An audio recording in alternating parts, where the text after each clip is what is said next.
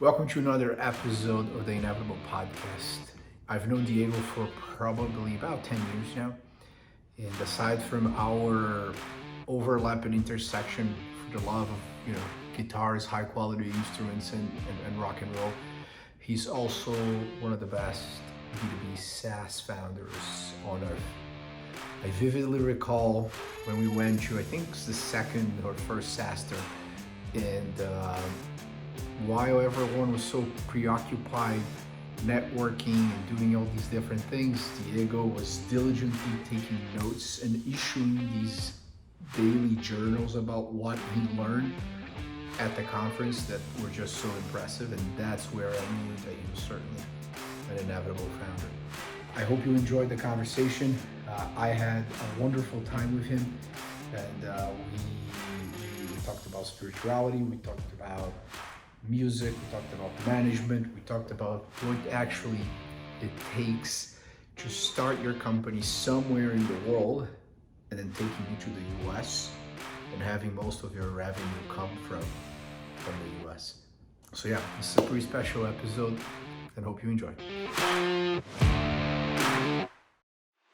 Thank you for coming on the show. I very much appreciate this. I'm excited, man. It's awesome because I think that, we've known each other for so many years, and I no question that there's a mutual admiration and always this desire and willingness for us to eventually work together, because I think that we share so many interesting things in common that go all the way from heavy metal to B2B SaaS and hardworking and investing. How long have we known each other, man?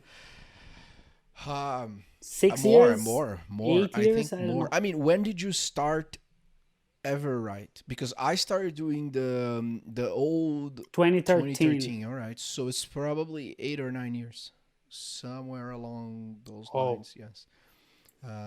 Yeah, man. We never did anything together yet. We always wanted. Yes. Let's do it. Well, excited. It's just the beginning, but it's really a pleasure to have you here. I think that the first time that I was very impressed with you was when I was when we were all at SaaSter, I think 4 or 5 years ago, and you were doing all these like systematic, incredible notes.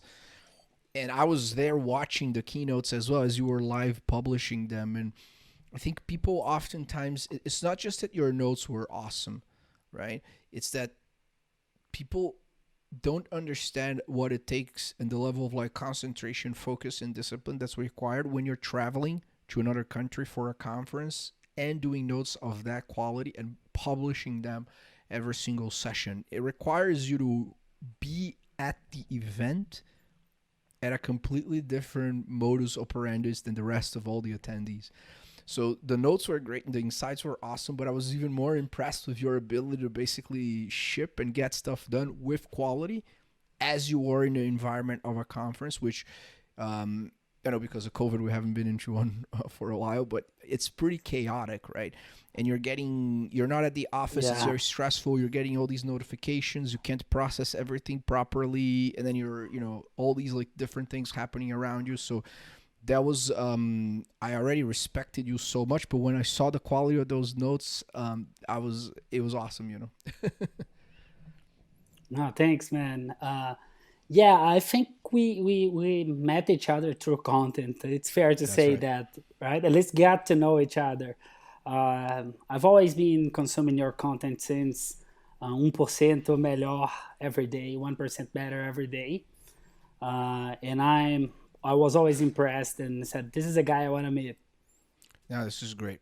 And Diego, I want to learn, just start. I usually, for all the Inevitable podcasts, we always like to start with the childhood of the guest, or like how you grew up.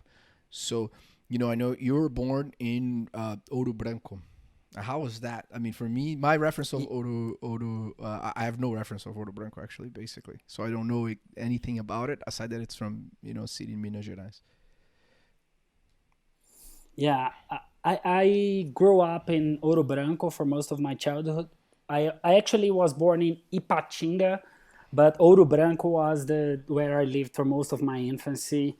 in small town, 30,000 people. Um, I really liked there. I used to play on the streets a lot. I had a very happy childhood. Lots of friends fighting on the streets sometimes, doing some dumb stuff like uh, uh, off-road bikes. And in the small cities, you typically learn to drive very early. So it's a riskier childhood than the average big city. But I had a blast. I had a great infancy. Some of my childhood friends are still my childhood to this day, and I keep close with them. Um, I think always liking music a lot and guitars and rock and roll, playing in some bands, studying guitar. Like I really aspire to be a professional musician. Um, so I would play guitars like 10 hours a day at 13, 14. Um, I also uh, got a little bit of business acumen there. My dad was in real estate, and I used to work on collecting lease and rent fees. Back then, there was no digital payment system. I would get on my bike and go collecting rent from 10, 12 properties every month. Learned a lot on that, a lot of negotiation That's great. skills. Was that the first And one? Because usually, I think for all of us as founders, we always have the first moment where you make money on your own or you get in touch with business. And then you realize what are all the positive things that business can bring into your life in terms of freedom, independence, critical thinking, this adventure aspect of just, going out and not really knowing what's going to happen. Was that the first time? yeah, I would say that was my first more business like experience. I used to make a little money on the side by selling school uh, jobs and uh, school assignments to my peers. But this was pretty cool because back then I was 13, 14 years old. I was negotiating and sometimes even putting pressure to collect on people who are 50, 60 years old. And it's very funny, especially in the rental area. Some guys knew the day I would go and they wouldn't show up or tell me that they weren't there. But I was observing a long time before I entered the place, and I knew they were there. Some very interesting excuses you get from people for not doing what they're supposed to. It was a very, I would say, it's a formation experience for That's great. sure. Living life as like an offline Zora or Stripe, just collecting your Yeah, that's pretty your much it. subscriptions. That's great. Yeah, there's a how was that? You studied advertisement, right, in college? Yes, yes, Okay, UFMG, and then Belo and you Horizonte. left. What was the decision behind picking advertisement as the major versus other potential majors and so forth? And were you even was that as big as your universe could get at that time? And I ask you that because I went to college in Brazil as well. Although today I just see the world as my oyster, but I never really had anyone that would tell me, "Hey, you should go apply to Stanford and get a scholarship." Like otherwise, like if I had someone when I was 15 telling me that, probably I would have gone to a different path. Didn't impact my achievements and success, but I was just wondering, how was it that you made that decision? What was going on in your mind at that time? So, being quite honest, I really wanted to pursue a career in music back then. And my family is the typical small town, not so big dreams type of family. So for my mom and dad, they were happy if I got any sort of college degree. But I remember I had a very hard conversation with my dad that I'm gonna study music, and he said, "You shouldn't do that. You're gonna die poor. I will not pay for anything that you if you need on if you decide to do that way. So it's great that you like music. I incentivize you to keep playing, but find something that will at least uh, give you a higher security. And I was also very fond of digital marketing and programming. I was trying to learn a little bit. I wasn't good at it, but I was excited about the advertising in the marketing industry. My dad would say, don't do music, go be a pharmacist because people will always get sick. And we have a great university 20 minutes from home here in Ouro Branco. And a big thing for me was leaving my house and going to see the world. So I decided to pick a course that wasn't available in the university 20 minutes from home, and that was also paid by the government. So that those were my criteria. Um, I think I made a good decision in there. I met some fantastic people, but just as you, nobody told me I should consider an Ivy League university or even going abroad.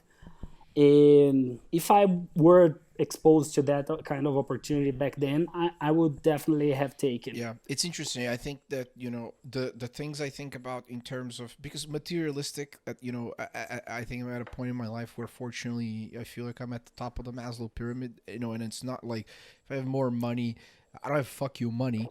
But if I had more money, would I be happier? And the truth is that I would not. Right. Once you realize that you can have most of the things that you want to have and live like a pretty nice life, flying private or only staying at these types of hotels or drinking these types of, it doesn't really add up.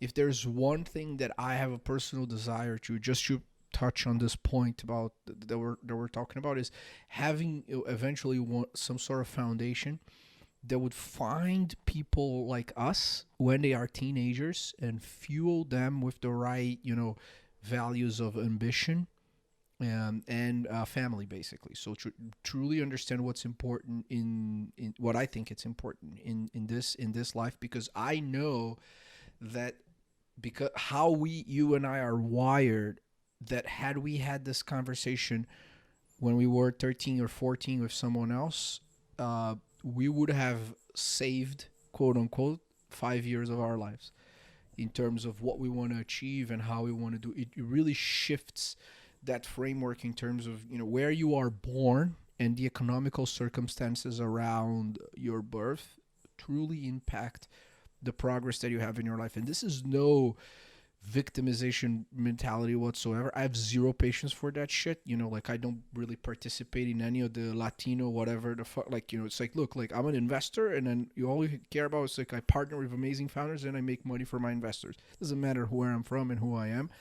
But I think that there's something about this that's foundational to the, basically, to make society better, is to really inspire the youth to understand that Yeah, that their potential is unlimited, I right? have. Yeah, I have two cousins. One is 17, the other is 15, and she's also my daughter-in-law, Jessica. And I am pushing hard for her to go study abroad. I even put her email address and her WhatsApp on all the lists to get content about it. I told her to research a lot and trying to see how I can support. Still not sure, and she's just like I was back then. A very small town. You have no idea of how big the world is, and you haven't had any exposure to that. And she wants to be an actress or a dancer, and she's very talented. And I'm saying, whatever you're gonna do, take the chance to evaluate traveling the world for a year at least, even if you don't choose to make your college degree in the US. Yeah, I think that the beautiful thing also about the internet, as where we are today, there are certainly many negative aspects of social media, but if there's one that's very positive, is that you see that you can. It's that whole ability of having a platform or a framework for you to be a sovereign individual and be the own entrepreneur of your life in anything that you want to do. And very few people understand that. And I think that when you want to, any job that you get in your youth, you want to optimize for learning and relationships, so you can then build Definitely. something else for yourself. And it's funny because I feel like it took me many years to learn that. And frankly, probably only embraced that when I'm 32 now. When I was 27. And I just think it's interesting. But coming back, to your story. So you were in college, and I think so you already were a prolific blogger back then, right? What was the thing that was basically propelling you to start writing content? That's where you met the co-founders of Rock Content, right? Yeah, yeah. Very early on my college days, um, I felt like the academia was teaching pretty dated and old stuff, and that didn't excite me as much as I thought it would. So I started researching and studying a lot, consuming a lot of content. So some of the formational stuff that I was reading back then were Paul Graham's essays. I was really studying Richard McManus and the guys on the Web 2.0 movement, and I was fascinated about it. Back then, we used to say Web 2.0 is a new internet where users create content and users are in control. I got simply fascinated about it, and uh, I would very often not go to college, miss a lot of classes and study and start writing. I started a blog called uh, Widgy first. It was a blog about social media widgets and platforms. I was very excited about the promise of open social. It was the first set of social media APIs back then. My co-founder Edmar had a blog on high scalability and big data computing, and my other co-founder Peçanha had a blog on uh, internet trends, marketing trends, and we we essentially met each other by commenting in each other's blogs, and that's how I got consumed about the idea of writing and publishing, and made a lot of friends through that. That's great.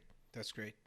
Yeah, I think when it comes to not being interested in things that you already realize will not make progress in your life, or you're not intellectually interesting, I think that it's so funny that every interview of this podcast so far, all the entrepreneurs talk about that.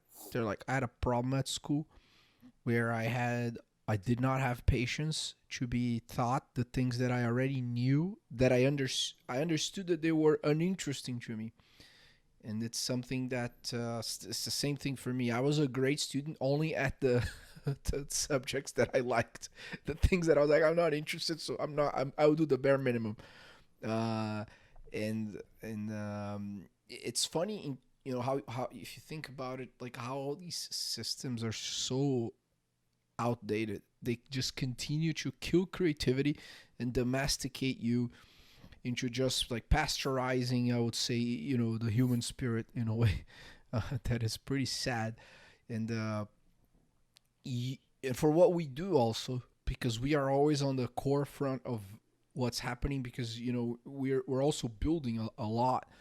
It's really difficult to even find courses. I got this question a couple of days ago. Someone was like, hey, I'm looking to do an MBA because um but I wanted an MBA that was a specialized in venture capital. I was like, I think you got it wrong. There is, I mean, there are a lot of technical aspects of venture, but you can buy 5, 6 books and study those on your own, or there are also online courses just for that. But the business itself, you're only going to learn by doing. It's very much an apprenticeship business, which it correlates the same thing with not just being a good investor, but being a good founder.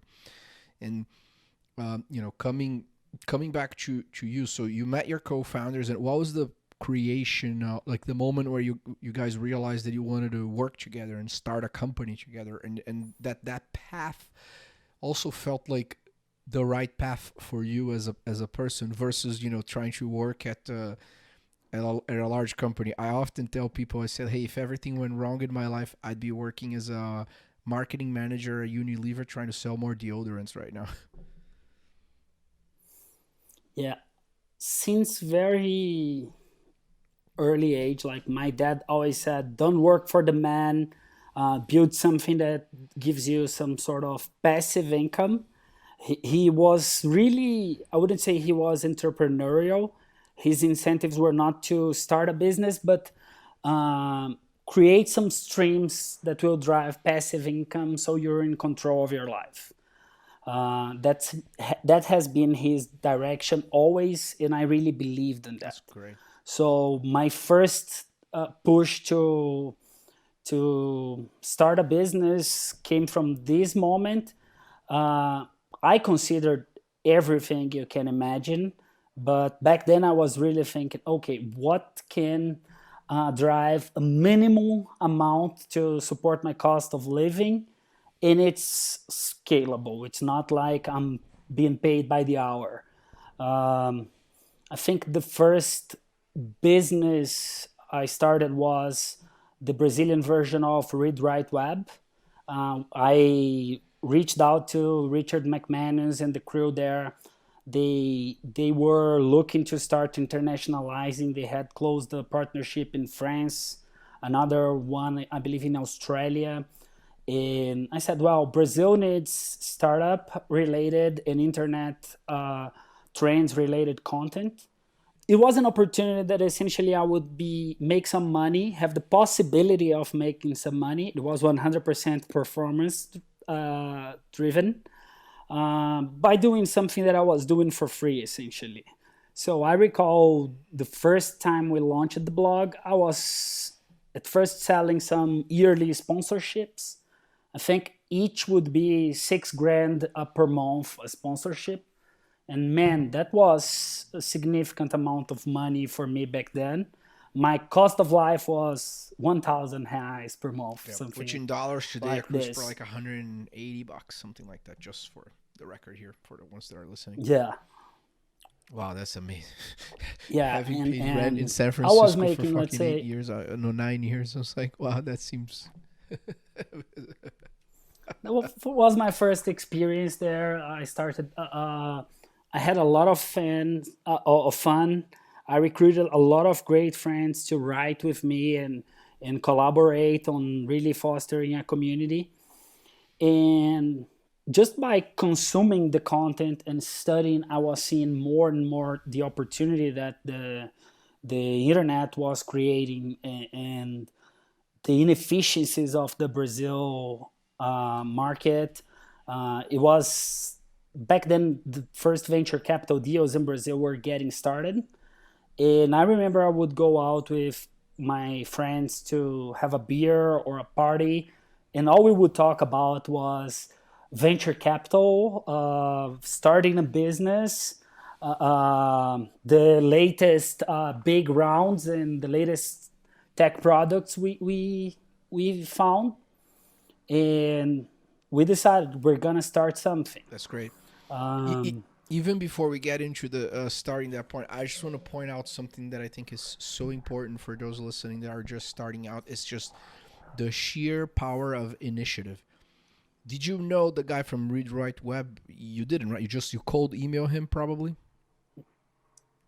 Okay, so a lot of great things in my life came from very crazy cold yeah, emails. I would love to expand on that because I also cold email quite a lot, and I receive a lot of cold emails. But when I cold email someone, you're cold emailing someone that's busier, wealthier, and more powerful than you.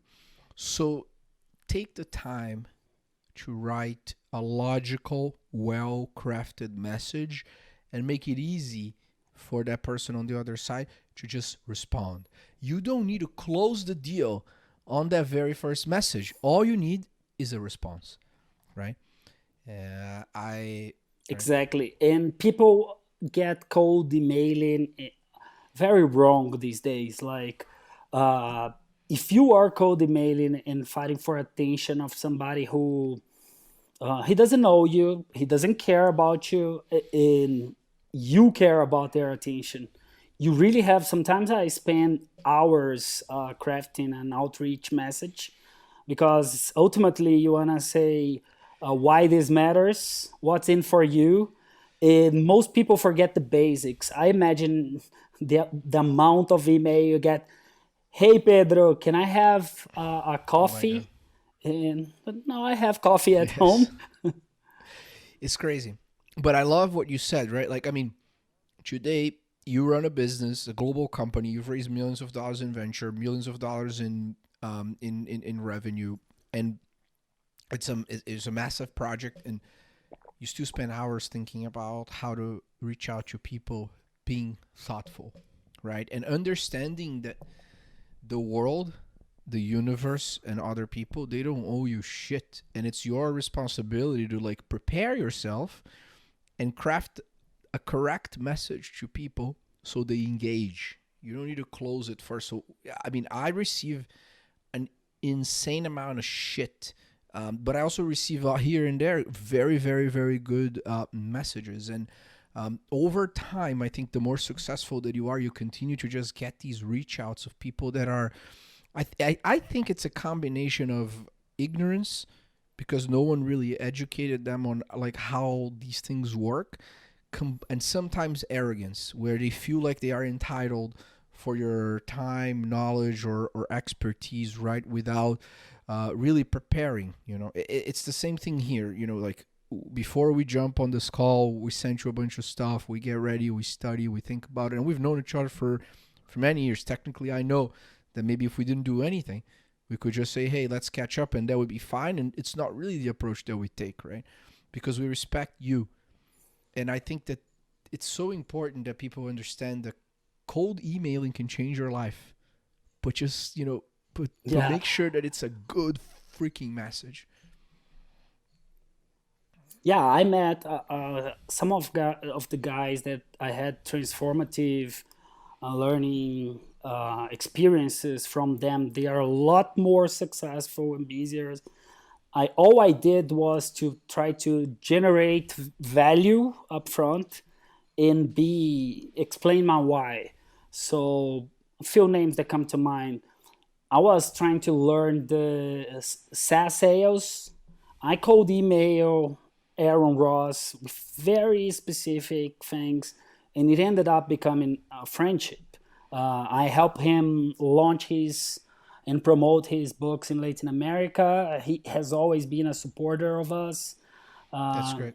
when I was mastering SaaS metrics, David Scott, I went to we had several conversations and totally it's insane the amount of generosity. Like he wasn't investing in Latin America. We were not the right fit for the investments, and we had several sessions in which I learned from him. And I can name like 10 cases of I know you can as well, but No, please. No, it's keep that. something I that think that, really yeah, changes my it's life. important for people to know because it's there are, and sometimes I do the same thing. You try to, because that there's on the other side, because if you write a good email that's technically qualified, that shows that you've done your homework, that you've done some research, and suddenly you're there asking him about a very specific question in terms of like, how do I think about cost of acquisition for my company? Should I include the electricity bill and the payroll aspects of like the entire sales team, or just this part of the sales team? And then I also have this question regarding digital attribution on a few of my page. These are complex problems. You don't have obvious answers. A lot of the things are still being figured out. And he's also very interested in how you are thinking about these things, right?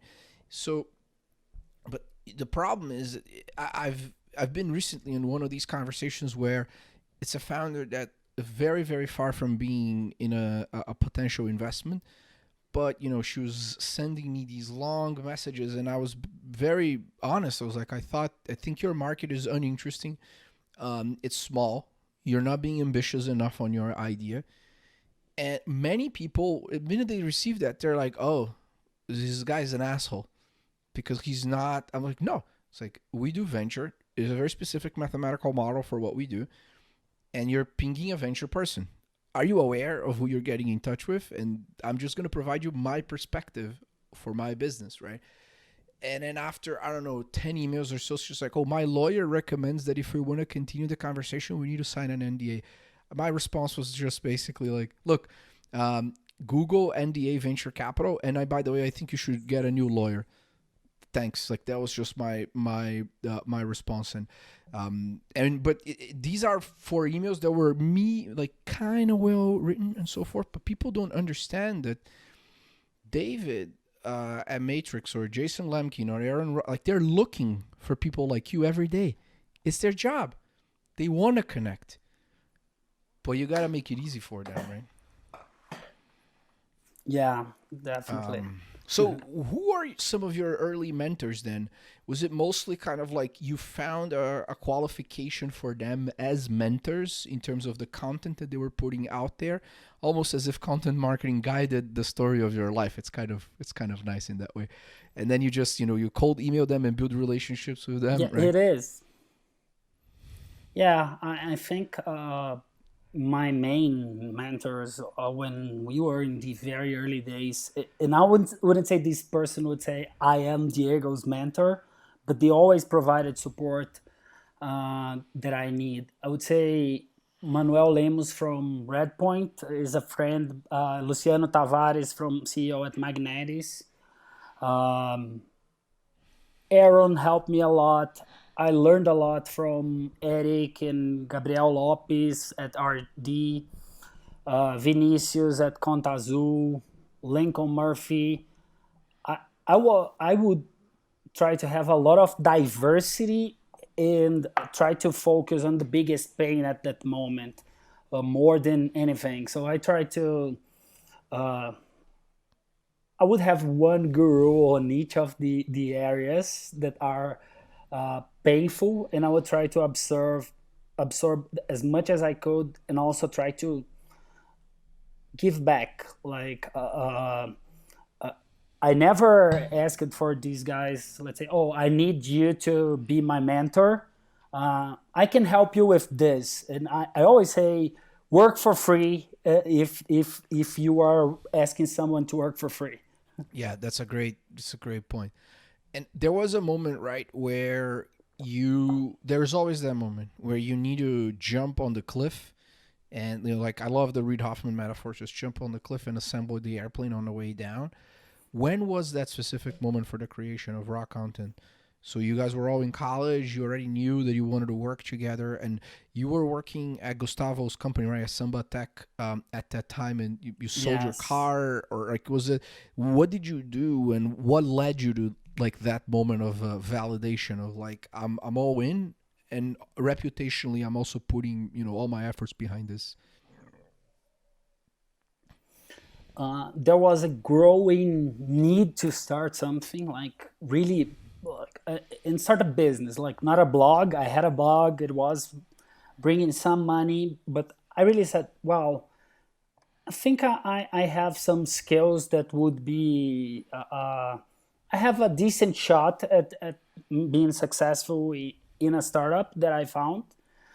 I think the year is around 2011, 2012 that me and a couple of friends, we said the unemployment project. And our idea was, let's rent a room. Back then, this was something pretty, you have a business, you have to have a space. Working from home was taboo back then. uh, we decided to have enough resources to be able to work 100% focus on our business ideas for a full year without relying on any sort of external capital. So I had enough money to not need to work for 12 months. And that's when I would say Everwrite started, maybe a few weeks after this decision was done. That's great. That's great. And my co-founders as well, like Edmar was doing back then. I think we were always very creative on finding alternative revenue streams. So before it was Go, he was doing consulting in machine learning for a South African company, being paid in US dollars, which means he was pretty comfortable.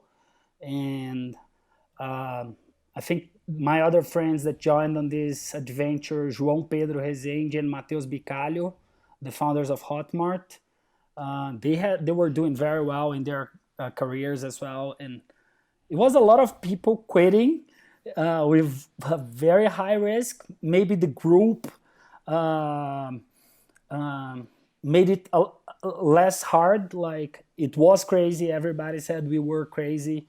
But the fact that we weren't doing it alone, I think it created a small support group for That's everyone. great. Well, the psychological help is also very important because the journey oftentimes is lonely, and ultimately, you have to have this individual driving force, this energy that kind of propels you. That even if you're having a bad day, you gotta move, keep on going. Um, so that's interesting. You touched on many different points that I think are interesting for us to go a little deeper. The first one, actually, I've been meaning to ask you is more, um, you know, do you have any spiritual practices in your life or any relationship with any sort? It doesn't have to be a religion, but if you do, that's fine as well. But in terms of just mindfulness and I I celebrate knowledge and I celebrate frugality. My best spiritual source of information are my books. Uh, I grew in a Catholic family. Uh, had a lot of problems with that. Personally, I really didn't like and didn't believe, but I feel that early early on the Christian morale, and I would say more the Catholic morale. I had a lot of problems because if I were Catholic, I was doing everything wrong. Uh, and very early on, I started reading, I would say 14, 15 years old.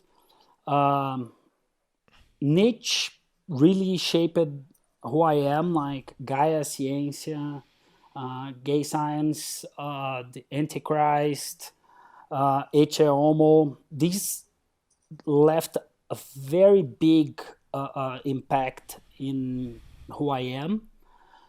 And I have a lot of rituals. I don't have anything religious. Like my rituals are, I have every year I define my personal mantras and I read them every day and repeat them every day, first thing in the morning. that's awesome. Well, Um, I affirmations are have, like a pretty important part of a spiritual practice. I do think that the it's funny. But keep on going. Sorry, it's just as fascinating. We'll get there to the affirmation. affirmations. Um have you ever heard of the Bruce Lee Oh, letter? I on it just today on my newsletter. I quote Bruce Lee. No joke, and I love Striking Thoughts. Is Yeah, Bruce Lee such a wrote. great book. Yeah, Bruce Lee wrote a letter to himself when he was virtually unknown and said, in the next 10 years, I will be the most well recognized Asian actor in Hollywood, and I will be a master of martial arts. And that's a letter that he sent to himself 10 years later. Uh, I do have that. When I read that, it was very fascinating for me. I put together the exercise of writing it, and I track it every single year. I have my yearly bucket lists on a personal and a business level. What do I want to do? And typically, it's a 10 items checklist. Last year, I scored 6 out of 10 in the personal side and 7.5 on the business side. But mostly because COVID really changed everyone's plans, Oh and yeah, my 2021 bucket list, it's how I call it, is has a lot of things that I really wanted to do last year and I couldn't. that's great. Well, I think affirmations, organizing yourself towards a goal, these are, in my opinion, what a high quality spiritual practice consists of.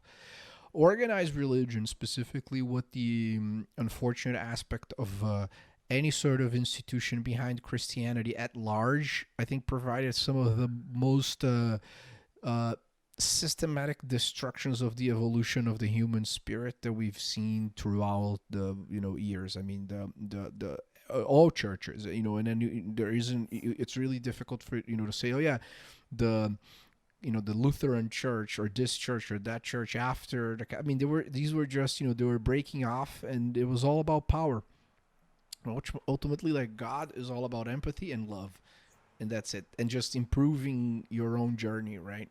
So irrespective of whatever you believe, the importance of having dedicated rituals. I have many as well, so I think that's fascinating, and it includes this the affirmations and this ability of really transposing your mindset into believing that the impossible is possible and finding a way to just break through those barriers on a daily basis, because that is a common characteristic of every successful person I know, or someone that's building something interesting, is that they have this individual practice that includes this combination of lists, affirmation plans, like success. You have to want it, and it doesn't happen naturally, right? You gotta work for it.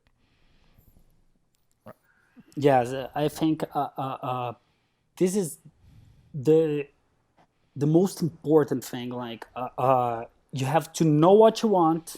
Like, I want to do this, and decide, commit, and you have to believe. Like, and that's the power of affirmations.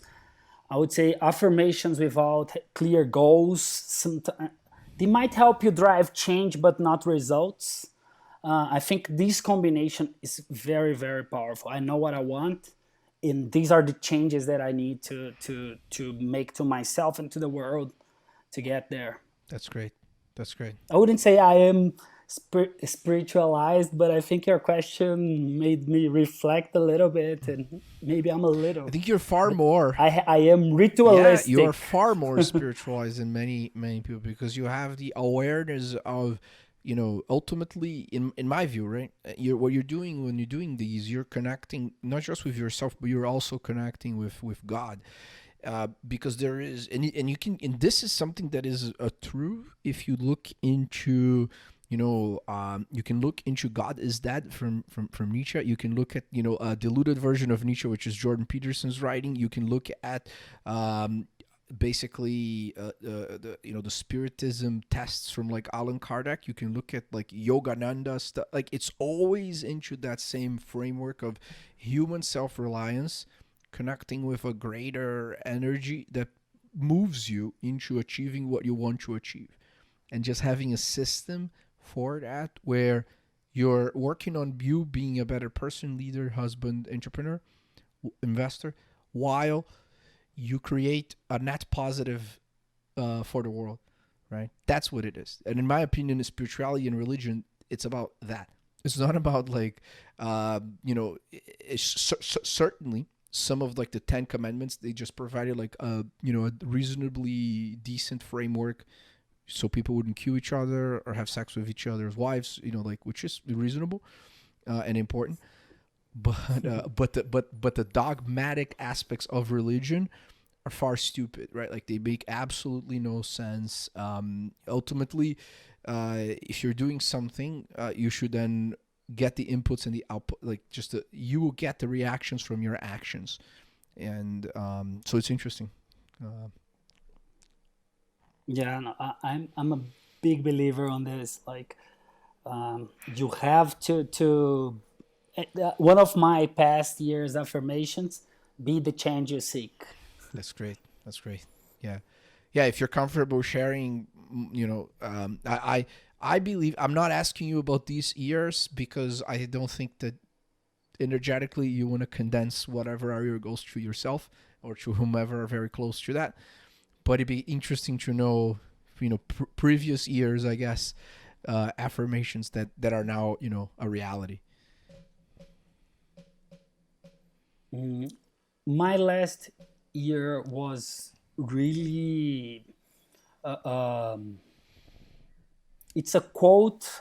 I don't have the exact quote right now, and I don't want to go all. It's a long quote, but Uh, it's from an astronaut. I don't want to go into details, but it's pretty much about self reliance.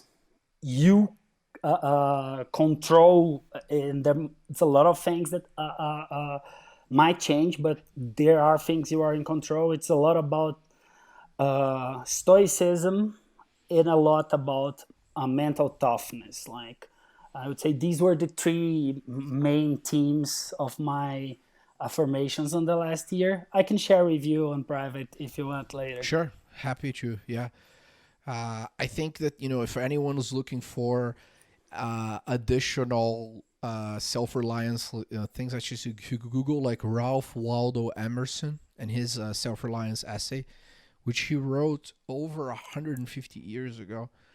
And I think that The man in the arena. yes, it's very important, right? He has this quote. I just googled it here. It just says, "Be yourself, no base imitator of another, but your best self. There is something which you can do better than another. Listen to the inward voice and bravely obey that. Do the things at which you're great, not what you were never made for."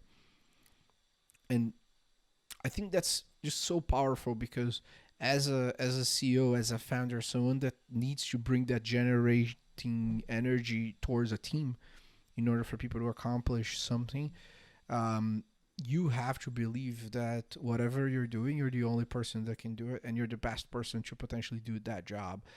There's no arrogance in that. This is really that self reliance of trusting the process, nature, yourself. So, um, very good. You're probably far more spiritual than I what think you thought. I think this is one of my biggest fights with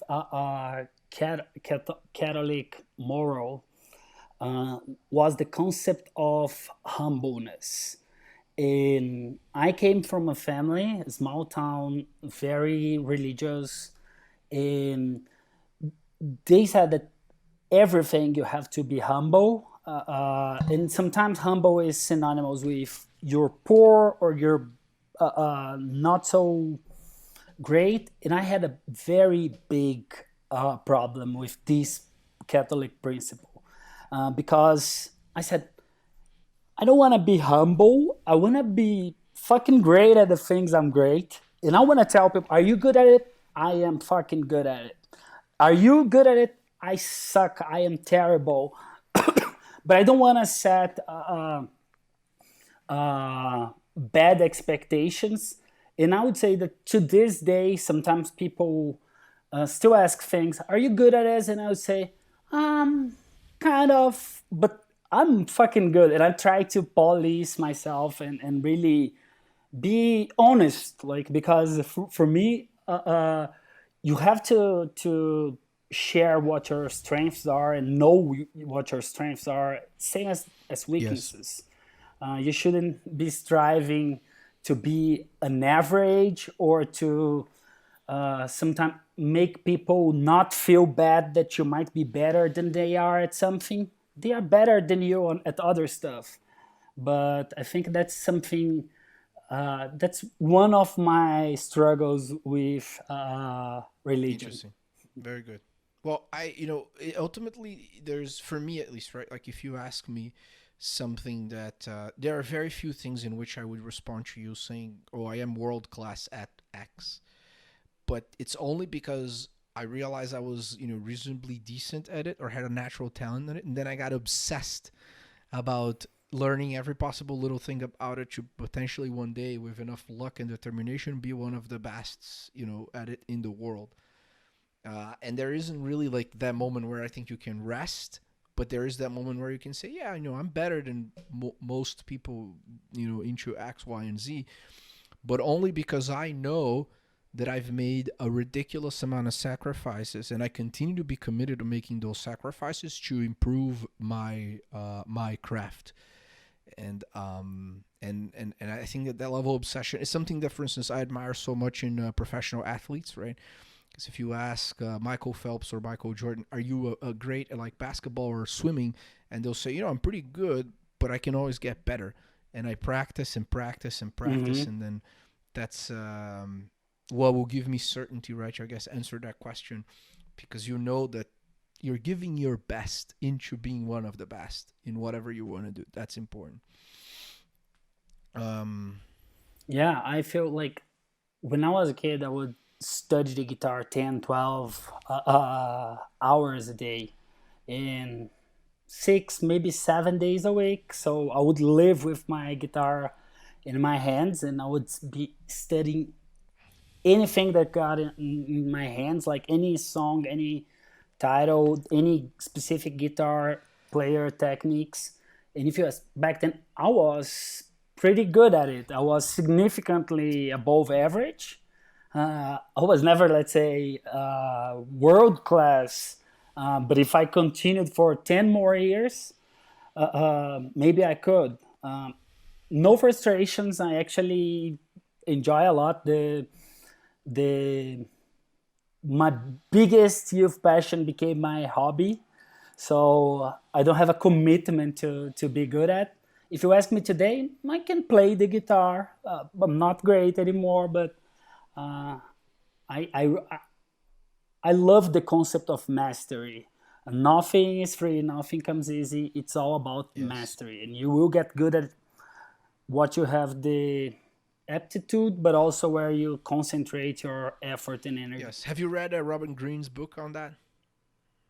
Uh, Robert Who? Greene is the guy that wrote 40 Laws of Power and 33 Rules Strategies of War. Uh, I know this is the author that I gift the most books to founders. You, I read 48 Laws of Power. Is it well, that it's the one or same is author, another but one? he has this other book called Mastery, which is exactly about I yeah. haven't read I will this text one. me your address. I'll buy you a copy, and it's such a good book, and it's funny that you brought music on because I wanted to ask you about the role that music had in your life, both as a founder and as well as an individual. Wow, man. That's a big one. Rock content has some rock and roll on the name, by the Yeah, way. Um, I love it. I always was very passionate about music, in specifically about guys who could communicate mastery in a unique way, because you can be a very good guitar player or a very good bass player, and you can have all the techniques and have a very solid ability to play and not have your own style. And I really like to study references inside. This guy has something unique, and whatever you hear from him is it just sounds like Steve Morse. Oh, it's Steve Morse. And it just sounds like Mark Knopfler. Oh, it's Dire Straits. And I think that's the main learning that music brought in my life. I think you have to have the technical ability, but you have to have a unique style, the thing that makes you different. And you can see great examples in music. The guy who is a true master in their instrument and also has a very unique style, you gotta find some guys who have very unique styles. Maybe they're not the best players, they do not have such a great technique, but your style really matters. You want to communicate your uniqueness on Yeah. that. And I think that's the biggest role that music played in my life, helping myself find my rhythm, what works for me, what I can excel, what I am not willing to. So if you look at Harmonies or Black Sabbath, these are bands that had good guitar players, known as like an instrument genius. But wherever you listen to these guys, this is Tony Iommi. Exactly. I was good. I think This Tony Iommi is is by far probably the best, one of the best examples towards what you're talking about, right? Just the, You're gonna love seeing. I have his signature guitar oh right please. So here. you have a Gibson Sg, the red one? Yeah, show it to us. Let me. I think it's. I'm a big fan. Like it's a custom shop here. Nice. Oh, awesome. A full black one. Look at the Oh, that's crosses. great. This is incredible. Well, I remember, that. I'm a huge fan. Like whatever you listen from him, it just feels like it's him. Yeah, it's amazing. And then like That that style. style is I mean, if you ask me what were the two most important rock, my nickname in high school was metal. For 3 years I wasn't Pedro, I was metal. And Fun. I was like the last the kid that would sit in the last row of classroom with like that black Iron Maiden t-shirt that was already gray because I wore it like so many times. Um, and yeah, music and rock specifically had such an important aspect of like in my life in terms of the foundational information of who I am. And the two most iconic albums, right? Because that's the only bad part about streaming, in my opinion, today is that we don't take the time to listen to an album. Um, were Metallica QMall and Black Sabbath Paranoid. They were just like the two most. I think I've listened to these albums so many times. It's crazy. We think a lot alike, man. I love these two albums, but I miss the album concept. Like, I think that's the only problem with streaming is that the concept of album became a little less frequent. Uh, are you familiar with Tool? Yes, the band. Yes, yes, Yeah, yes. that's their latest album. Is a great, fresh album. Fear I Inoculum. have It's nice, great. nice. I listened to tons of Undertow. I think that was the Under, I love that album. Uh, I think there are bands that are great at albums in creating the narrative.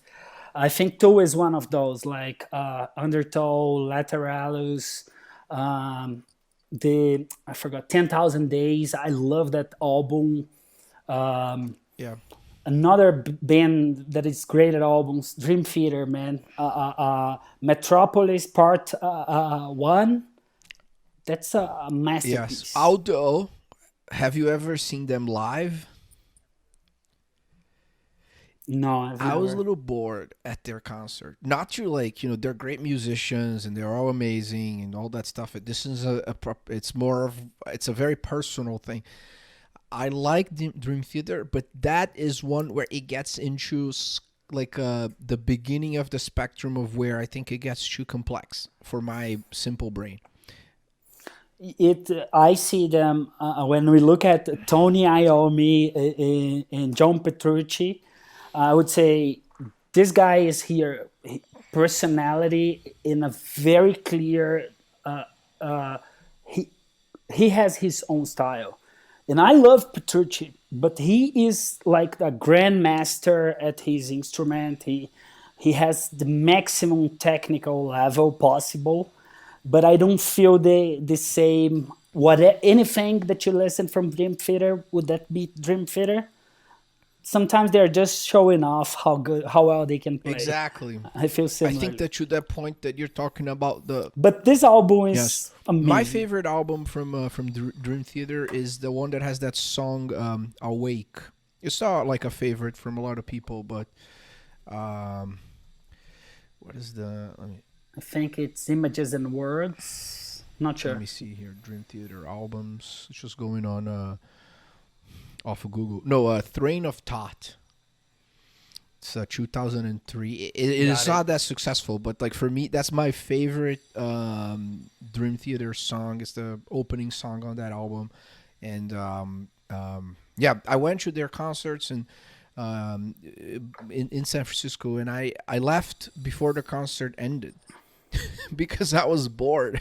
It was just like you said, it was too much showing off, and it was just too complex. And then I think about people that like more complex stuff like Symphony X, or like that type of like ultra Hmm. progressive metal and rock, and it's not easy to digest. It's the same thing even as Pink Floyd, which is a very good album band, right? Like you need to like truly take the time. That's why vinyl, in my opinion, is so awesome, because it's just it takes a little bit of work, right? You got to take the vinyl out and you digest it, the whole thing, and the cover is big, and I think it has been having a resurgence because if you ask me, the biggest issue with the internet is that it made all of us too comfortable with on-demand everything, food, entertainment, porn, and now we just a portion of the new generation is just super weak, and then they think it's okay to be overweight, or they think it's okay to like not work hard, or they deserve everything, and and I blame it on the internet and dopamine. Yeah, I would say like the commodity of Spotify. It We actually get less exposed, and I'm not saying it's internet's fault. It's our own fault, but when Tool launched Lateralus, I think this is 93. early Oh no. 2000s, I would listen to that like 3 times a day. And great albums are hard to understand. Sometimes you don't get them at first. There's a lot of nuance and things that you go in. It's rarely for me these days to dedicate and commit the time to understand a specific album or recording. The latest one from Tool, I think, was the last one, The Fear Inoculum. It was by far the most listened artist last year on my Spotify. Um, I think we need more of these immersive immersive experiences in music these Yeah. days. I mean, this is interesting. This is like a random business idea, but do think that if you've had places where people could meet offline just to like together enjoy an album and have and share like drinks and so forth, and we all kind of like work on whatever we're going to listen together in advance, and then we all go there. That's an interesting idea. I would pay for that, to just have a night where I'd be like listening to all the best like metal tracks with like my friends, and then do a hip hop thing or do a classical music thing. Um, but you're meeting with people offline. If someone ever starts this business, let me know. But Oh well. yes, so basically, you just coming back to the story of rock content. So one thing that you said, I know when we were doing our research here, we were just realized you said you had a goal in the first year of the company. I'm gonna reach 100 customers, otherwise you would quit and get a For six yes. months. Why was that the goal, and how did that I'm confident you reached it, because you're still here.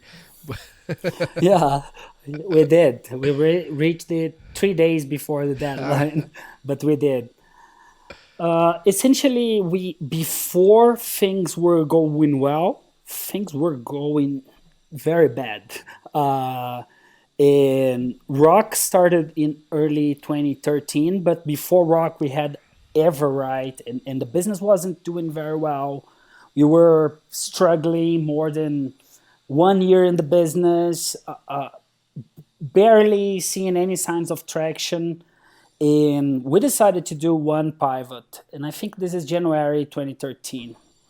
Guys, we have to commit to a non abstract results metric here.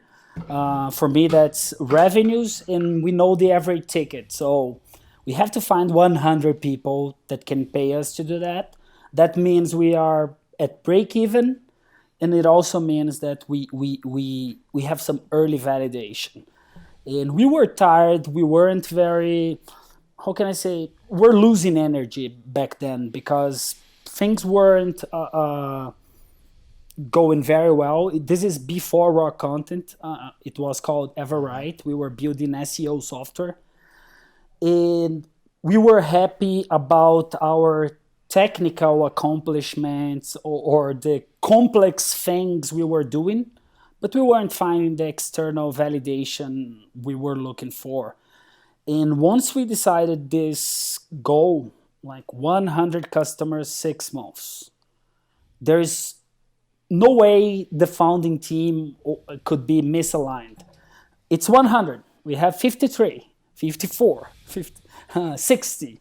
And everything exists to get to the 100 customers. So it was a massive alignment driver for us, creating this goal. We made a commitment, the three founders, like, if we don't get there in 6 months, we will close the business. I believe we had 7 customers when we made that call. Amazing. Do you think that? Well, first, congrats on achieving that goal, and then second was, do you think that this one key metric, one North Star thing, is a powerful management mechanism to motivate teams to get things done? Do you still use that today? I would say it's important to have your main North Star, but it's useful for alignment. When complexity comes and as you get to scale, I don't see that as the right approach. Maybe one North Star metric per area or per business line, but ultimately every good business has, it's not a one metric, it's an equation, and you have to know, okay, this is top of the funnel, deal size, sales cycle, net dollar retention. I like cracking the equations and not the one metric. Great. I think that it's a good answer in my opinion, probably because back then you were a simple machine. Now you're a more complex machine, so you kind of need a bunch of different things to make the engine work. So there isn't one thing where it's like, you put gas on your car, but if you don't have oil, the engine is not going to run. And back then it was perfect for us. Like, it was really perfect. We knew all other variables were unknown, but we knew average contract value. We knew how much revenues we would need to reach to get to profitability. So it was really, the other variables of the equation were figured out. But I think it gets complex, and that's the cool part. I really like having more complexity, more complex goals. Like, it's an orchestra, not a solo. That's perfect. And then what do you think was the and you've raised some capital. Like, would it be fair to say, okay, you have had ever right the pivot, the beginning of rock content, and then you had the moment where you're the leader in Brazil in content marketing, but still a Brazilian startup, and you've raised money locally from local VCs, and what was the size of that company until then? How much money had you raised across how many rounds? And then so then we can get to the moment of going global. Yeah, so we started as this SEO platform building business, and we were trying to crack the code, and we were geographically focused on Brazil. And very early on, we discovered that the Brazilian customer didn't need more SEO software, or he was buying from US companies, etc. But most of the customers weren't buying anything. We had raised 75K to validate this, and it didn't work. Still, most of the funds in the bank, when we decided to pivot, we were very low burn. We had a little bit of revenues as well, but nothing that showed bet your life on this, you know. When we decided to pivot in early 2013 and the 100 customers, uh, one of the factors was that 100 customers would show fast growth, meaningful traction, and would enable us to raise a round. I would say 1 year after that, 2014, maybe early 2015, we raised our Series A. It was, these days, this is a seed round. I believe it was $1.2 million. Yeah, you just a $75,000 round. That's like a check from an angel sometimes. But it's beautiful to see that how much our ecosystem has grown and the internet across the board, right? So Yeah. It was a 700K convertible, and then $1.2 million dollars in a very short interval. That was more than enough for us to accelerate really fast on growth. We had a very lean team, so we went from back then. I'm gonna have issues with currency, but I would say year one we did $200,000. Year two we did 800, and then year three we were doing, let's say, 3 million, and then it amazing. starts really going fast. Maybe these numbers are a little skewed, but I can share the right ones. Uh, and we were able to grow in a profitable journey for most of the time in Brazil.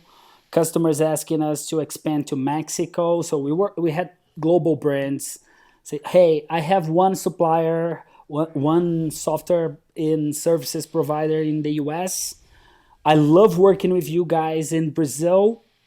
Who is that guy in Mexico?" So we started organically conquering the Latin America space. Um, boots Almost bootstrapped, barely profitable. The company achieved around $12 million with less than $3 million burnt. Amazing. And that's when we decided to go global and to enter the US market. That's great. I mean, I and think and that's when we raised $11 million. I salute you for what you are doing to a degree that I think it's extremely commendable and respectful because, having been an investor in Pipefy, Rocket Chat, and so forth, that were starting much earlier with that same mentality, it's just really hard. That's the issue when you compare a Brazilian founder with an Israeli founder. That Israeli founders, everyone around them, all the first you have like conscription on the army, right? Because everyone wants to fucking kill you. And then basically there's something about a nation where every 17, 18-year-old is grabbing an M16 and getting military training, men and women. It completely changes the nation. And I think we see now with their speed in like vaccination, for instance, right? It's just one example. Then Brazil, continental size, so you can get rich and buy as many Tony Iommi guitars as you want just by selling things in Brazil. So it does take, I think, a different type of mindset and ambition in order to do what you've done. And what led you to want to be a global leader? Because I can share what led me to move here and continue to invest in both geographies. For me, I love the game. It's the intellectual aspect of learning and knowing that I'm around the most competitive people ever and trying to be the best version of myself, right? I love that. I love the game as well, but I would say that I don't know the best translation for an expression we have in Brazil, síndrome de vira-lata. Can you Oh help yeah. me on this? Yeah, sure. So yeah, there's this author in Brazil called Nelson Rodriguez that has this mutt syndrome, where most of the, I think Brazilians oftentimes, primarily because of, how recent our democracy is, and how I think nice and social Brazilians are. It's just this combination of sometimes thinking that things from the outside are better than the things from the inside, versus understanding that the world is a pretty global place, and it's really up to you to get whatever you want done Yeah. in life. And it's so ingrained in the culture. It's not as bad as Europe, which I think Europe is like so risk averse, it's so terrible. But it's out there, and so yeah, we as Brazilians, for the Americans listening, we have this thing called mutt syndrome, and then sometimes people, It's they just low don't, self-esteem. low Yeah. self esteem. We don't think it's possible. It's a joke. This, if there's one thing, I'm not a huge fan of China as a nation, but if there's one thing I appreciate about the Chinese is that they don't give a shit. In that sense, that's very good for entrepreneurship. Yeah. Totally. So when we started the company in 2013, when we were to incorporate, we incorporate in the US in Delaware, and we said someday we will be a global company. So that's something that was ingrained. We wanted to from day zero, but back then it wasn't. Maybe it was, but we had the vira-lata or mud syndrome that we described. And we started growing very fast in Brazil, delivering very positive results. Then we, in 2017, we opened Mexico, which has always been profitable, decent growth, etc. But if I could go back in time, I would have gone to US first. So that's something I would classify as a mistake. In our industry in 2018, we were seeing a lot of VC funding and activity in the content marketing space. We were seeing competitors in US companies raising very big rounds, like 40 million, 50 million, Like Series Percolate, B. Yeah. DV. In early 2018, we got approached by one of these US competitors, and they wanted to acquire us. Um, w- Initially, we weren't selling, we weren't really considering it, but I said, okay, let me get to know these guys. Let me go to bed with the enemy to a certain extent here. Engage. We went to their offices.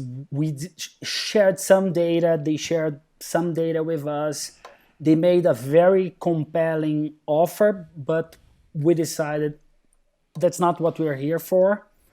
And because the consideration price had a component of equity, we said we want to see all your operational metrics and retention margins, etc., to help us in our decision. And it was scary because when we looked at those metrics, the first thing was we are better than they are on almost every single thing. They are bigger, yes, but we're gonna catch them in terms of size in 6 to 8 months. And that was something I said, whoa, maybe I'm talking to the wrong guys. Let me benchmark with a few other players in the industry. And I reached outbound again to a lot of executives on competitive companies. I wouldn't say competitive because back then we were Latin America and they were US only. But had some mentorship slash benchmarking sessions, and we have better metrics than all major key players here. These guys raised a significant amount of venture capital. We are profitable, generating cash, or at least break even and growing. We should go to the US market. So January 2019, we made the decision that we would enter a US. Our business, we have essentially two components in our business. We have software, subscription, pure SaaS of our content marketing platform, of our interactive content platform, and we have a marketplace that has 80,000 freelance creative professionals that was pretty developed in Brazil, Mexico, but it would take a few years to build the same infrastructure in the US. Our decision was to, okay, we're gonna buy and let's research, let's look at the market, let's see the opportunities. In late 2019, we acquired a competitor called Scribble Live. And since then, we've been, I would say, pretty successful in globalizing the business and uh, how can I say that? We are today the first content marketing company that can really serve brands across all the Americas geography. Nobody can do that, and I think we can do it very well. So it's a pretty special moment. Came obviously it came with a lot of challenges and a lot of lessons learned, but I'm pretty excited about the moment we are in. That's awesome. Well, I mean, I salute you for the courage. I remember when we were having conversations about what you were up, what you were going to do, and it does take a special type of, which again is what I do think is one of the things about being an inevitable founder, which is this ability of having enough emotional fortitude and take risks at the right time. Because ultimately, like if you sold your company back then, I mean, you would have made a few millions probably and put it in your pocket and then become an executive at that company. And then, uh, after I don't know, you just buy a few more guitars, get a nice car, I mean, upgrade your house, and know that then what, then it's just like, Yeah, it would have been a life changing event for me theoretically, but I'm really long on this. Like, I think I'm similar to you when it comes to. I have the things I like. I have simple habits. Uh, I like books and guitars. I can afford both. And I didn't feel the urge, and I'm here for decades, not years. that's That's great. how I success for me is really on the long term. Yeah, no, that's amazing. And that's some of the important things about the journey itself. So, for you, out of all places that you could move, and it's interesting because you know I'm in the process right now of moving from San Francisco after 9 years here to Miami. And 2 years ago, if you told me that I was going to live in South Florida, I would say, "Can you please pass me the handgun because I'm gonna kill myself before I even get there." Because you go there and you would be this like frivolous shit of just a bunch of people that were only showing off and taking selfies with Lamborghinis and all that stuff, and it was very uninteresting in that sense for me, at least intellectually. And a portion of this comment, certainly comes with a little bit of Silicon Valley arrogance, and then I admit that. But then it fully shifted, and the pandemic has been complex and horrible in so many ways, but there are also good aspects of it. And one of them is this intellectual decentralization of the spirit of Silicon Valley in a very rapid pace. And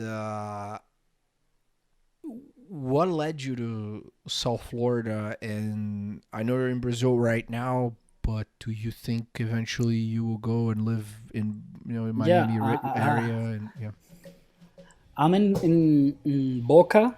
I have a house, and I'm not living there right now. I think got some travel issues on that with the pandemic, and I had to come to Brazil to get my L1 visa, and since then with all the complexity, I wasn't able to do. But I decided to set up shop in Boca, and it's been a very powerful experience. Like, I love the culture.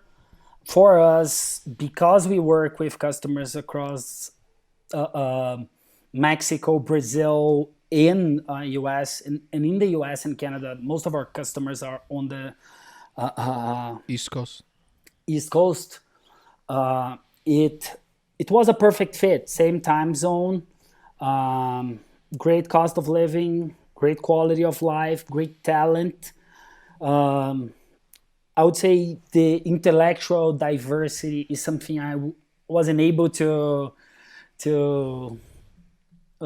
seize yet. I haven't made a lot of connections outside of our team and our close network, but that's something I can't wait to take a look. I'm seeing a huge migration and a very hot moment to be in tech in Florida. That's pretty It's awesome. exciting. Well, when you come there, I will be more than happy to introduce you to a bunch of people. I put myself into this goal of like I'm having a 300 meetings in the first 90 days for only new people that I've never met before. And it's happening, and it's booming. And the second aspect about what you're talking about in terms of diversity of thought around South Florida is the openness that people have regarding just business across the board. Uh, if there, I was already unhappy on several aspects about living in San Francisco since the last 3 years or so. When I moved here 9 years ago, the Silicon Valley was awesome, was very open, very cooperative, and the minute that I think it really started to change was when the Google bus protests started happening 5, 6 years ago, where you just had these like, really weird socialist vegan people fucking throwing rocks at the Google bus, which is a really stupid form of like protesting, right? This is just a company that needs to take their employees one place to another. Like, it's not the source of problems for your life. So why are you throwing rocks at the Google bus? Um, I think that the mayor that passed away, unfortunately, Ed Lee, was doing great things for the city. He was doing a bunch of tax incentives. So, Twitter, Square, Uber, they all came to San Francisco, into a region of the city that was filled with crime and drugs. And it continues, unfortunately, to be in that situation. It did get a little bit better because these offices moved there. But it's tough because, most of these companies, they employ a lot of people. And for you to function as, Google or Uber, when you have 20, 30, 50, 90, 100,000 employees, you don't want everyone to just be a super innovative, creative entrepreneur. You just also need people that will only follow orders and just kind of like live a pretty conservative life. So I like Peter Thiel's argument on that, which, it's almost as if Twitter's still a great company. It's like, hey, we wanted flying cars. All we got was 140 characters. And the typical personal profile of a middle manager in a tech company that's making $200,000 a year with all the benefits, it transforms a lot of these people into uncreative, uninteresting humans. And I would then go to parties or hikes or, socially meet some of these people. They would think that they were better. It's not like meeting other founders or investors or artists or just interesting people. I think that over time, San Francisco, this is not true for the entire Bay Area, but it started just losing its essence. So you had an incredible diversity of thought, but very, very, very low diversity of thinking. It's a monoculture. Everything would just run around tech. And then over time, it became very transactional. So people would only meet if there was the hippiness aspect of it, which, I love capitalism, but I also do like the empathy of of like the Woodstock type of vibe. And just it was started to just get weaker and weaker and weaker. So I felt that I could be accepted how I am in Miami in a far better way than how I felt in San Francisco for the last like 3.5 years or so. Uh, and cancel culture is definitely a big aspect of it. And Yeah, I I don't know. feel Yeah. a lot of openness and friendliness in Florida that I didn't see that in SF.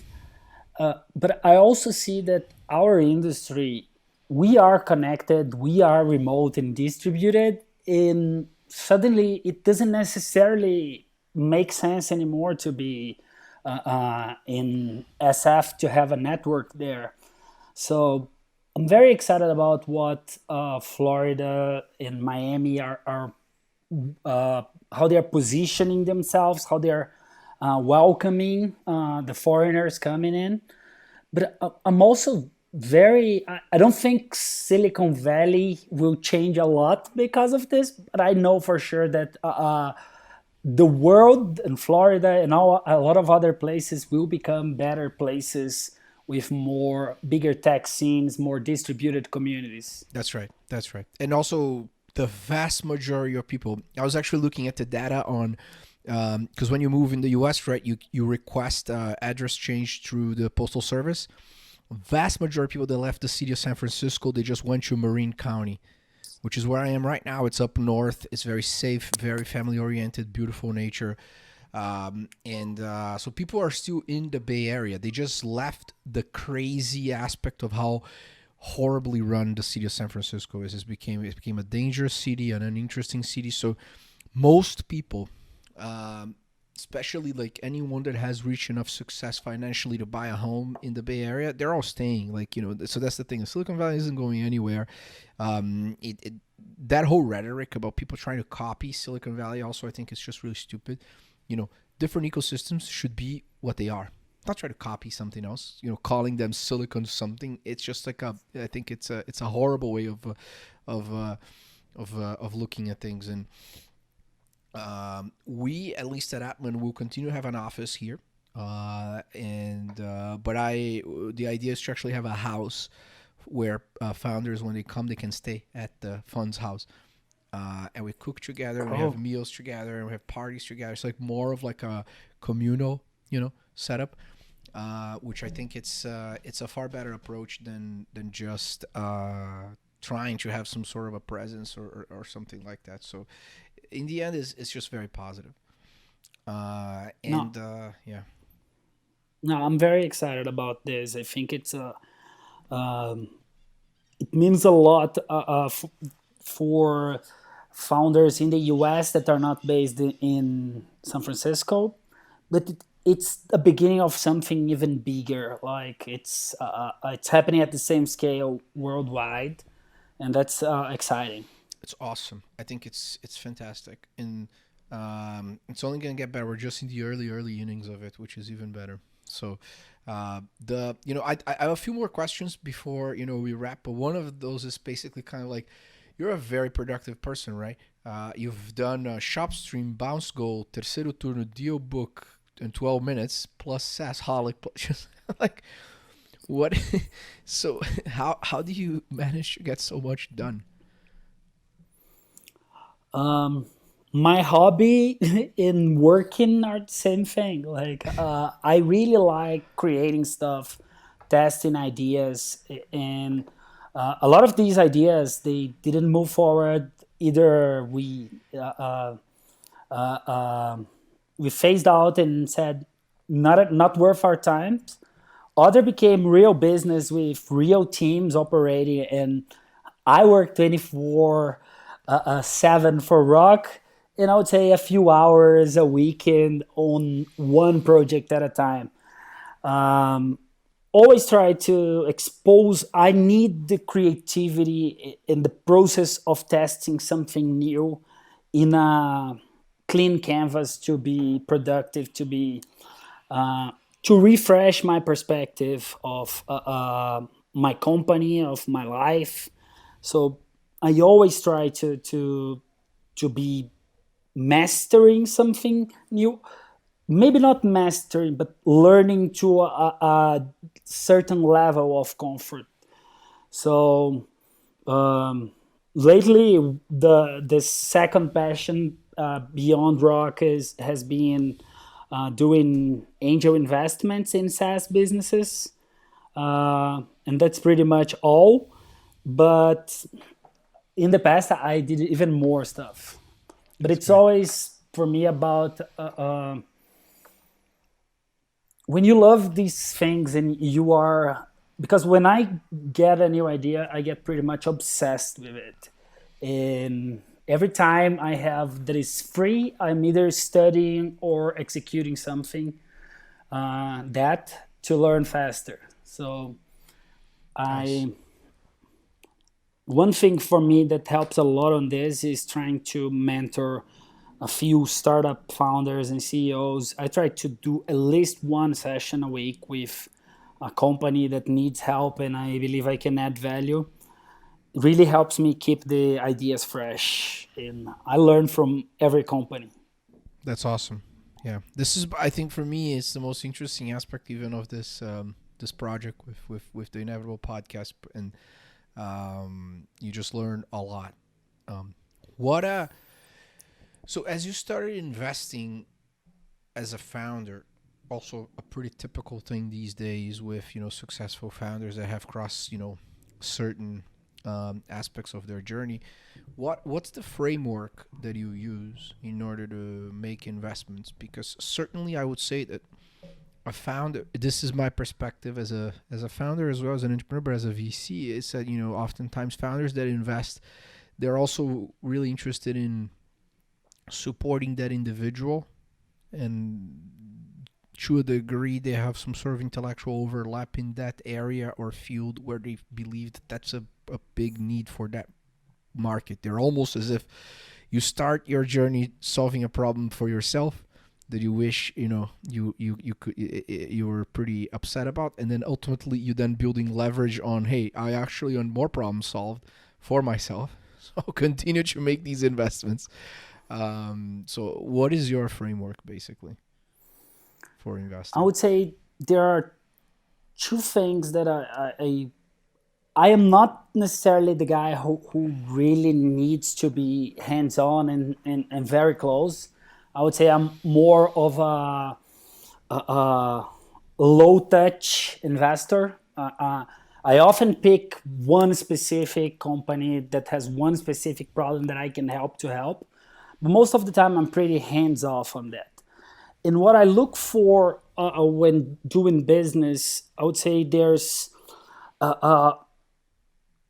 just three things beyond the team. Like if I don't like the team, I will not do it. But if I like, doesn't mean that I will do it. I would say the first is sounding economics. So I typically look for companies that have 10, 20, 50, 100 customers. It's very rare for me to sign a check on the zero customer or the PowerPoint stage because I like to believe that I'm good at pattern recognition on economics. And the thesis might fail, but ultimately, when it comes to SaaS, which is the area I focus the most, all business are equal. It changes the size of the customer acquisition model, the stickiness of the product, but the core system for a SaaS business, it's very easy to spot the patterns. I would say that the next two, they are pretty weird. Low risk and I like low risk. I think most business are, when it comes to SaaS, they cannot be huge. Like, oh, this company, and I would say this is one of the pillars of my Brazil angel investing strategy. CRM for small business in Brazil. That's not a unicorn, but it can easily become a 100 million companies. The market is huge. So I'm really not optimizing for unicorns when I do Latin America. I'm reducing risk. Worst case scenario, came in early, we'll have decent secondary in a B round or something like that. When it comes to the third one, it sort of conflicts a little bit with the second one, but it's the size of the opportunity. And I prefer to take a lower risk and a lower opportunity size. But when I want to take a big risk, the message market has to be huge. And these are the kinds of bets I take mostly on US based companies or companies that are primarily focused on the US market. That's my hedge, but most of my investments to date, they've been in predictable economics, low risk. Um, the US, typically, they are predictable economics. Still, I would say they're pretty much low risk. That's great. Yeah, I mean, what you're there's a lot of fascinating aspects of what you're talking about, specifically for what we do at Atman and as a cross-border investor. The I'll give you an example of a company that you, Angel, invested, and something that I said that I ended up not doing, and you made money on it was Terravos, right? It's the typical company that I mean, in my mind, I was like, oh, it only works if Twilio buys it.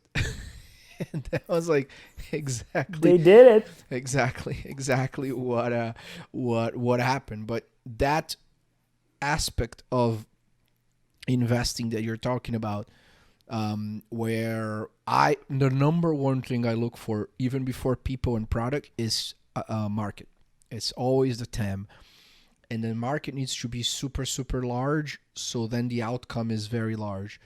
So I typically, specifically when even talking about investing in Latin America, try to look for the Rappies, the Loggies. I didn't invest in both of those, but didn't invest in Nubank, for instance, right? But it's a great barrier that it's a $35 billion company today in LATAM.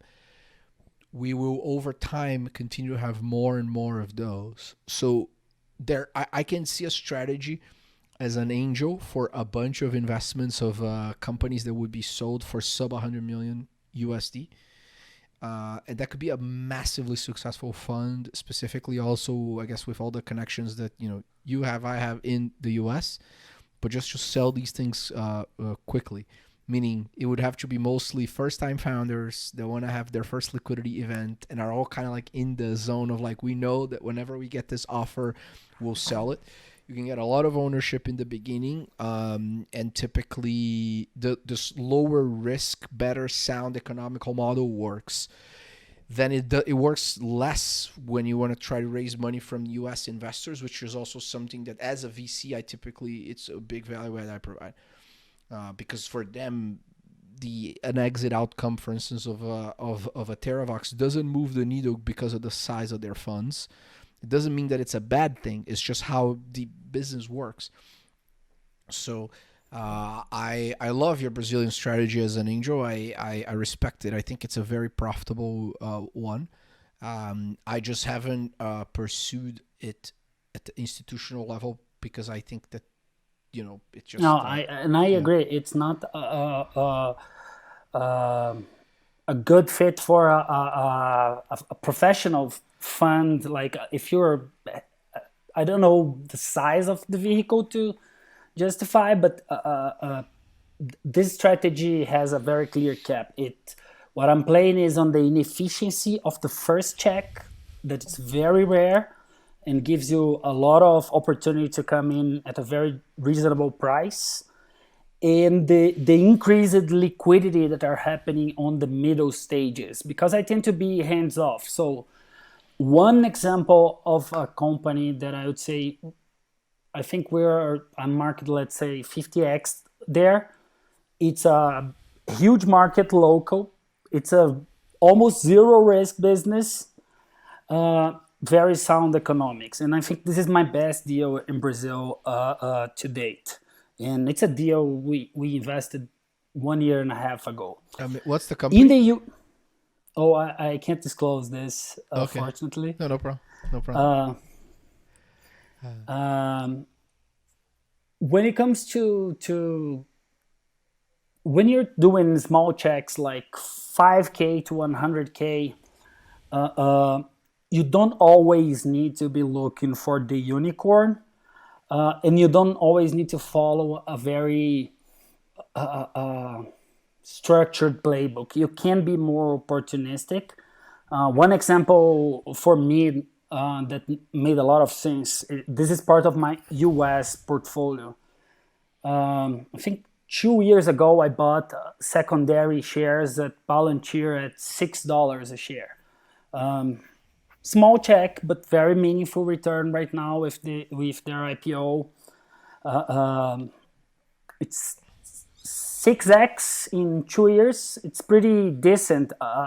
Yeah, it's So I awesome. don't see it as a if I were doing a large fund, very likely my strategy wouldn't be the best. I think because I'm doing very small checks, it's been pretty successful to Yeah. date. No, both work. That's why I think that there is, and it's important to align what's the level of um, economical outcome that the founders also are procuring. That's also something that I learned that as I started having exits that were earlier than what I wanted. I was like, no, like, and then, but you always have to be in that particular situation founder friendly, and respect that the founder just they just want that at the personal level, but knowing how to. Fortunately, I learned these lessons making money for my investors, but uh, these were companies that had multi-billion-dollar potentials, and they were being sold for 20, 30, 50 million, and um, um, that's why I always want to know these motivations where you're talking about books and guitars and how much money you have in the bank account, and you can judge other people, but I think you need to partner with the ones that are in for the long ride, knowing that you can have pit stops with secondaries in the middle of the way to then continue to go along. Yeah, I You would know. say that in specifically in Latin America, there's still a huge opportunity at the first on the angel and seed and even on the Series A area. There's still not a super proven market for exits, etc. And with one advantage, you will never have paid too expensive on the valuation you did. Like unless the company is already scaling abroad or I mean, you can never have paid expensive by investing in Nubank, for instance. And I think that's something we see. Maybe at the time it's looked very expensive, but the market is huge. The access to capital is still limited, so Yeah, and it's even low the risk. it's lower. Yeah, and then even the quality of the capital also, I would say that there's one thing that, like, talking about the MUT complex, so complexo de virar, when I started in venture, I, I I was scared. I was basically, can I be successful? I'm in the Bay Area now. I'm an associate at a firm, and I started interacting with people and interacting with other VCs, and I saw that, oh, there's a reason why Sequoia Greylock and Benchmark and Excel, like, they're still at the top. It's because they are the only ones that actually work very hard. And now you have this new entrance, right, with Kochu and Tiger and D1, and they also are very smart and work very hard. Um, but the majority of investors are parasites. They're just super fucking lazy rich people. They don't work, and that's the majority. And I think that's something that when I saw that in the Bay Area and also in Latin America, I got excited because I was like, oh, I have a chance to be a leader in this industry. As long as I have determination, hard work, and some luck, it's gonna be okay. Um, but to wrap it up, so you always have like a few little like rapid fire questions in the end, and one of them is what would be like an ideal morning routine for you? Typically, how do you start your day when it's like the way that you like it? Wake up, put some music on my uh, Google Home. I uh, do a screening and planning of my meetings and email. I am addicted to processing and prioritizing emails. I check my meetings and take a look what preparation I do need to do. Sometimes I take a sauna. Sometimes I just go straight to a very fast working breakfast. Like I typically eat working um,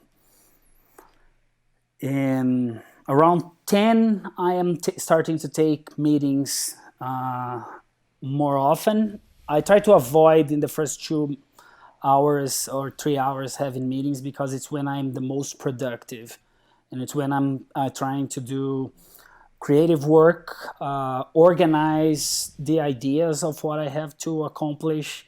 I really try to be very pick the 2 or 3 deep concentration things that I need to do for the week and fit in these large blocks of 2 to 3 hours in the morning. Awesome. Very similar how I do it. And that's funny. I hate having meetings in the morning just because of that. Because I like to process and It's my prioritize. most creative moment. Yeah.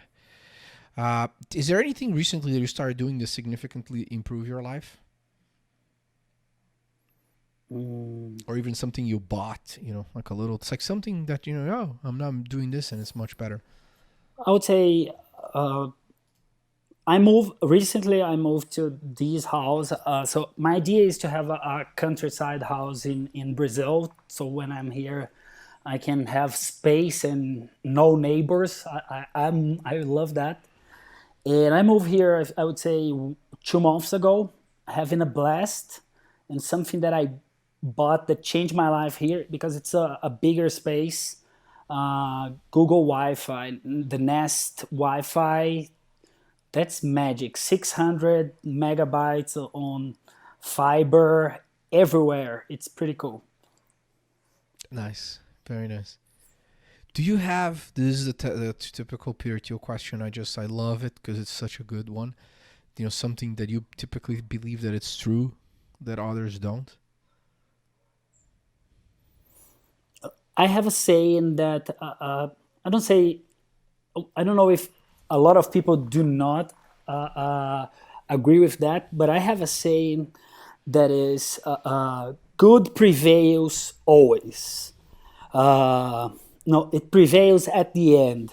So if it hadn't yet, I'm an optimistic, natural optimistic, and if the goodness hasn't prevailed, we still haven't reached the end. But essentially, for me, I always come at everything with a perspective that this will work and it will go well. And the plan might change, but the outcome will be what we expect. I love it. Very good. Well, Diego, thank you. I very much appreciate your time here today. It was awesome sharing so many cool things with you, and No, I wish love we the conversation, man. yeah, it's very good. And hope that after we record a few hundreds of those, like you get to come back and when we talk a little bit more. No, definitely. It's a pleasure. Always great to learn from you and share a little bit as well. See you in Miami soon, I hope. Yes, see you there. Bye, uh, buddy. See you guys. Thank you for listening to another episode of the Inevitable Podcast. Always appreciate if you subscribe to our content or hit the like button. And if you have any feedback for us, please do let us know. This episode is with Diego, the CEO of Rock Content, and he is one of the most fantastic founders I have ever met. Extremely intentional, as well as very disciplined. We talk about a bunch of stuff, all the way from the importance of music and personal affirmations for success in life, until the challenges of actually running a company, starting a localized B2B SaaS company in Brazil and then going global, now with more revenue coming from the US than any other parts of Google. He has a phenomenal journey, and he's certainly a person that I appreciate tremendously. Thanks for listening. As you know, every Monday we have new episodes. Talk to you next week.